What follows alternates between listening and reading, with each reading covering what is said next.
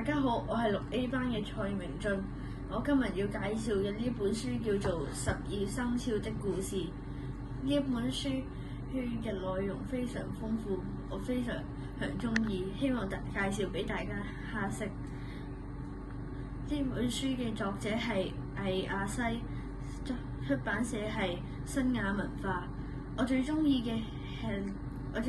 嘅角色就係老牛，因為老牛非常強壯，非常勤力。佢嘅故事就係大地因為十分饑荒，亦都令到啲人民非常飢餓，所以天帝就亦都派咗老牛去大地度派食物，但係點知因為老牛太大意，最後令到饑荒更加嚴重。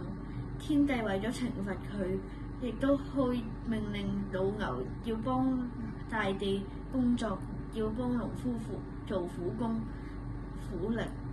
但係我依然非常中意老牛，因為佢非常勤力，而非常可以知道自己嘅錯誤，知錯能改，非常令人佩服。如果要我幫呢本書評分，我會俾呢本書10分。